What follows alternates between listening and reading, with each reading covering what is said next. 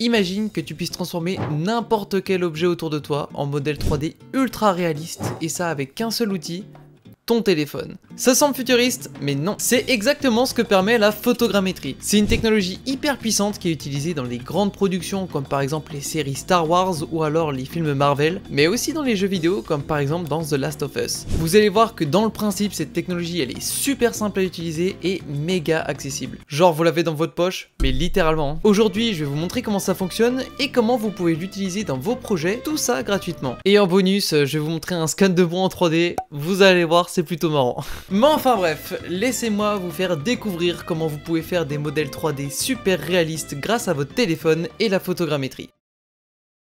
Déjà, ça peut paraître méga futuriste et complexe, mais laissez-moi vous expliquer le principe et comment ça fonctionne. La photogrammétrie, c'est une technique qui permet d'avoir des modèles 3D réalistes et précis à partir de photos. Elle repose sur l'analyse de plusieurs images prises d'un objet ou d'un environnement sous différents angles. Le principe de la photogrammétrie, c'est de comparer les points communs entre ces différentes images pour le recréer et le repositionner dans un environnement 3D pour créer par la suite un modèle en 3 dimensions. En gros, il faut prendre ton objet en photo sous plein d'angles différents pour que les logiciels puissent déterminer le volume de ton objet et le reconstruire en 3D. Donc, c'est parti! Après la théorie, la pratique. J'ai du coup décidé de scanner ma petite chaussure en 3D. J'ai déjà préparé tout le setup qu'il faut derrière. Et puis nous, on se retrouve juste après un petit timelapse. Je prends donc ma chaussure en photo sous toutes ses coutures pour avoir un maximum d'informations. Comme on fait avec les moyens du bord, je commence par faire un premier tour autour de mon objet avant d'en faire un autre un peu plus haut. Ensuite, je fais un tour plus bas, puis un autre plus proche. Je me suis jamais mis en condition pour faire un scan aussi bien. J'espère qu'il sera propre. Faire des photos plus proches permet d'avoir plus de détails sur le modèle et plus loin permet de faciliter la compréhension de l'espace autour de mon objet pour que le logiciel qui va traiter les photos se repère plus facilement. Vous pouvez aussi améliorer la qualité du rendu en gardant votre téléphone fixe et en faisant tourner votre objet sur un plateau, mais attention, il y a certains logiciels qui fonctionnent uniquement si c'est vous qui tournez autour de l'objet et pas l'objet qui tourne. Ok. Là c'est passé en 30 secondes, mais en vrai ça doit faire 3-4 minutes que je tourne autour de ma chaussure. Le nombre de photos est compliqué à déterminer en fonction de la complexité de l'objet ou de l'environnement. Il faudra plus de photos si votre objet comporte des creux, des reliefs ou des textures complexes. De même pour la taille, les grands objets ou étendus comme par exemple les bâtiments demandent plus de photos pour couvrir toutes les zones. Mais pour résumer, pour avoir un rendu qui est ok, pour les objets plutôt simples comme par exemple un bol, une cinquantaine voire 70 photos ça suffit. Ensuite c'est compliqué à déterminer pour les objets plus complexes, ça dépendra vraiment de vos objets. On peut en prendre 200, 300, 500, 1000 photos, il n'y a pas vraiment de limite. Sachez que plus vous aurez de photos, plus vous aurez un meilleur rendu, mais n'oubliez pas que derrière, la charge de traitement est très lourde pour le PC. Un excès de photos peut ralentir inutilement le processus sans améliorer significativement la qualité. C'est pour ça que les logiciels gratuits sur téléphone limitent le nombre de photos. Je vous conseille donc de privilégier plutôt des photos de belle qualité que des photos en quantité. Vous gagnerez du temps et vous aurez une meilleure qualité avec 100 photos vraiment clean que 1000 photos un peu floues, un peu dégueu. Et là, pour une ordre de grandeur, j'ai pris 201 photos, ce qui équivaut à la moyenne à peu près pour les objets avec un petit peu de détail. J'hésite à en prendre plus, mais en vrai, pas forcément besoin. Mais je crois qu'il y a des flous là, faut que je fasse un petit tri. Mais bon, maintenant que j'ai toutes mes photos, je vais pouvoir les importer dans mon ordinateur et les mettre sur Meshroom. C'est un logiciel spécialisé dans la photogrammétrie qui est gratuit et qui a récemment été acheté par Epic Games. Et honnêtement, je le trouve vraiment pas mal. On n'a aucune limite d'image et la seule contrainte va être pour les petits PC. Meshroom va tout calculer sur l'ordinateur, donc forcément ça demande un peu de puissance. Je vous ai mis le lien en description si jamais vous êtes intéressé, c'est gratuit, donc faites-vous plaisir. En attendant que mon PC calcule, je vais vous expliquer quelques petits tips pour avoir des beaux scans. Mais avant, j'ai aussi voulu essayer les applications gratuites directement sur le téléphone pour comparer et regarder un petit peu ce que ça pouvait donner. Du coup, j'ai utilisé deux applications gratuites. Le premier s'appelle Kiri Engine et le deuxième s'appelle Polycam. Comme la plupart des logiciels de photogrammétrie sur téléphone, la formule gratuite contient un nombre limité de photos ou d'exports. Si vous voulez essayer et avoir 2-3 scans, c'est idéal, sinon va falloir passer à la caisse. Sauf pour Polycam, je crois. Donc c'est parti, rescannons tout ça. Bon bah c'est reparti pour faire le tour de ma chaussure avec les applis mobiles. Je vais devoir le faire pour chaque logiciel, alors ne perdons pas plus de temps. J'ai un petit peu hâte quand même de voir le rendu que ça va donner. Je suis curieux de la tête que ça va avoir.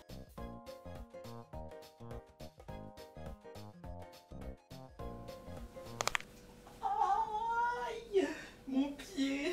J'ai dû bouger des trucs. Allez, 130 photos. pendant que j'étais en train de faire le timelapse, vers la fin, je me suis éclaté le pied sur un des morceaux. Le morceau, il est là, ouais. J'ai marché dessus, donc ça a peut-être un petit peu bougé la zone. Donc il y a moyen que ce soit un petit peu plus d'aigu. Mais bon, tant pis.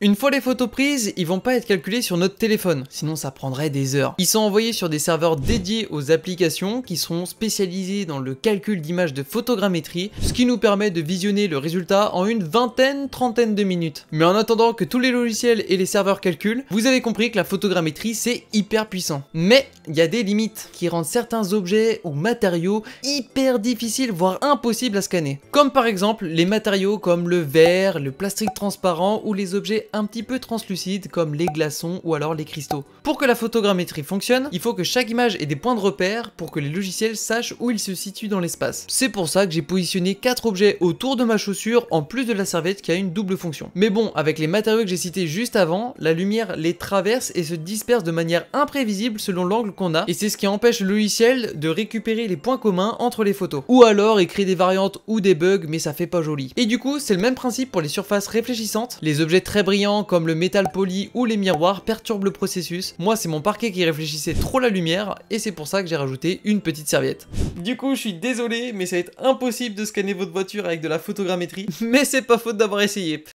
Ah, Meshroom vient de finir. Je vais attendre que les applis mobiles ils finissent aussi, comme ça on va pouvoir faire une sorte de petit review et comparer un petit peu les résultats. Du coup, c'est aussi hyper compliqué de scanner des objets avec une texture homogène ou alors sans détail. Les surfaces lisses comme par exemple les murs blancs ou les objets monochromes sont hyper compliqués à scanner parce qu'ils manquent de détails et de points distinctifs. Ces fameux points qui permettent au logiciel de se repérer dans l'espace. C'est toujours la même chanson. Du coup, pour finir, ça me semble logique, mais on peut pas faire de photogrammétrie sur un objet en mouvement. Voilà, hein, je voulais juste le notifier au cas où. Par contre, pour faire des super scans d'objets, il y a plein de petits tips qui sont super sympas à avoir. À commencer par l'éclairage, où vous devriez avoir une lumière très diffuse sans ombre distinctive. Je vous conseille donc de faire de la photogrammétrie sous temps nuageux à l'extérieur, et en intérieur, utilisez plusieurs sources lumineuses avec des diffuseurs pour avoir le moins d'ombre possible. Vous allez ajouter les lumières et les ombres directement dans votre logiciel de 3D. Pour ce qui est de la prise de vue, choisissez une bonne résolution de photos et mettez vos paramètres en manuel. Ça permettra d'éviter les différences entre les photos. Lors de la prise des photos, assurez-vous d'avoir un chevauchement entre 60 et 80% entre chaque image, et faites attention à avoir l'arrière-plan bien net pour avoir un maximum d'informations. C'est bon, j'ai enfin tous mes modèles 3D disponibles. Il est temps de comparer tout ça, mais juste avant, je voulais vous expliquer un petit peu ce qui se passe lors du calcul. Après avoir importé et analysé l'image, le logiciel va créer un nuage de points. Un nuage de points, c'est une représentation en 3D où chaque point correspond à un petit détail que le logiciel a repéré. D'où le fait de faire des photos bien nettes. La petite feature sympa, c'est qu'on peut voir où est-ce qu'on a pris notre photo par rapport à notre modèle 3D. C'est représenté par les petites caméras blanches juste ici. Et une fois que le nuage de points il est terminé, les logiciels vont connecter chaque point entre eux pour pouvoir recréer un maillage en 3D. Et ensuite, il va projeter les photos initiales sur le modèle 3D pour pouvoir créer les textures. Et tout ça nous donne un modèle 3D hyper réaliste. Alors, j'ai importé tous mes fichiers sur Blender et du coup, on va pouvoir regarder les uns après les autres ce que ça donne. On va commencer avec Kiri Engine. Par défaut, on a une chaussure qui est franchement de super bonne qualité pour un logiciel gratuit sur téléphone. Je suis méga surpris. Honnêtement, ça allait beaucoup plus vite que sur Meshroom, et en plus, Kiri Engine disait qu'ils utilisaient l'IA, je sais pas trop, je sais pas en quoi ça a changé. Il est vraiment pas mal, on a beaucoup de détails. Bon, il y a quelques petits défauts comme par exemple ici au niveau de la languette où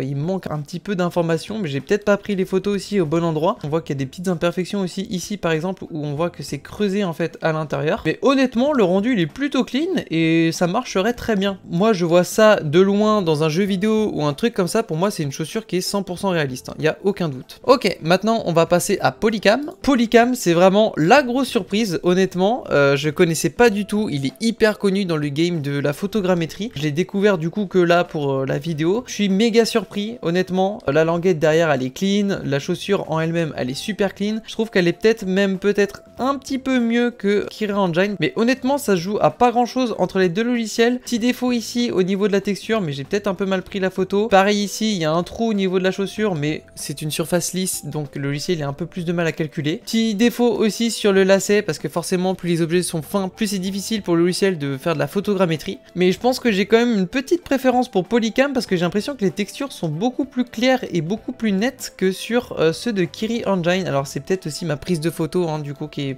était pas la même entre les deux. On peut voir sur Kiri Engine que c'est un peu plus flou, vous voyez que c'est beaucoup plus atténué. nuit. Donc peut-être que c'est moi aussi qui ai mal pris mes photos, mais honnêtement, Polycam pour le moment, je pense que c'est mon top 1. Les logiciels sur mobile, là pour le moment, ils m'ont bluffé, ils sont vraiment clean. Donc maintenant, on va passer sur Meshroom, et voilà le résultat.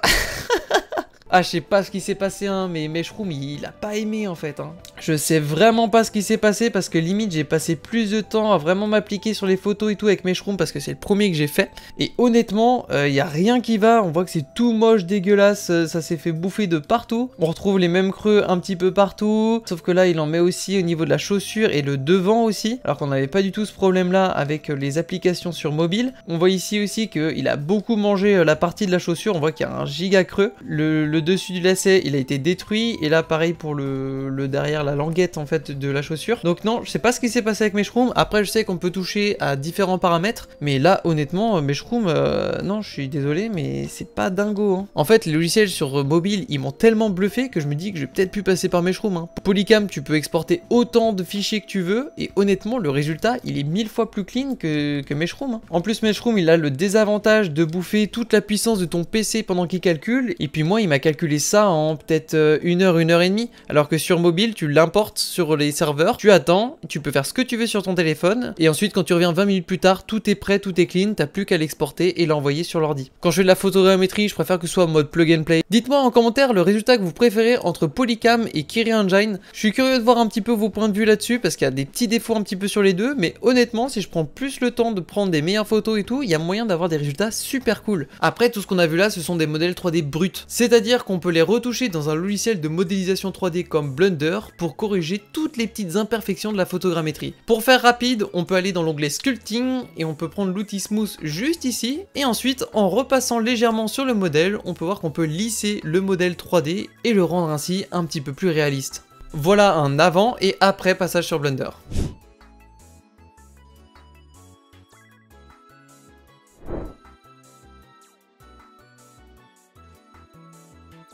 Bon, vous l'aurez douté, dans les grandes productions, ils n'utilisent pas des téléphones. Ils utilisent parfois des drones pour les bâtiments ou des environnements, ou aussi des appareils photo mais bien organisés, bien préparés pour scanner des objets ou des personnages. Bon, il y a aussi quelques machines à quelques milliers si vous voulez, mais c'est pas pour nous. Je suis à la serviette et à la lampe de chevet, moi. Après, il y a d'autres technologies qui existent, comme par exemple lasergrammétrie. Donc là, c'est pareil que la photogrammétrie, mais avec des lasers. Bon, vous l'aurez compris, grâce à cette vidéo, la photogrammétrie, c'est quelque chose qui demande un petit peu de temps, mais vu le résultat qu'on peut avoir, ça peut être vraiment intéressant. Et surtout qu'elle est méga accessible, donc si vraiment vous voulez essayer de créer des modèles hyper réalistes, n'hésitez pas et foncez. Ça coûte rien d'essayer, c'est gratuit. Je suis pas du tout un professionnel de la photogrammétrie et très loin de ça. Je voulais juste vous montrer une autre manière d'approcher la 3D autrement qu'avec la modélisation polygonale, donc à partir d'un cube, extrude et tout ça. N'hésitez pas à faire de retour en commentaire si jamais vous avez plus de précision ou si vous avez plus d'informations. Ça va avec grand plaisir que je repartagerai tout ce que vous me dites. Vous pouvez aussi me partager vos photogrammétries directement sur Instagram ou Discord. En tout cas, je vous remercie énormément d'avoir regardé la vidéo jusque là. Si jamais vous voulez apprendre à faire des modèles réalistes, vous avez un tuto pour faire un téléphone juste ici. Mais avant, voici le scan de moi-même, si on peut appeler ça comme ça.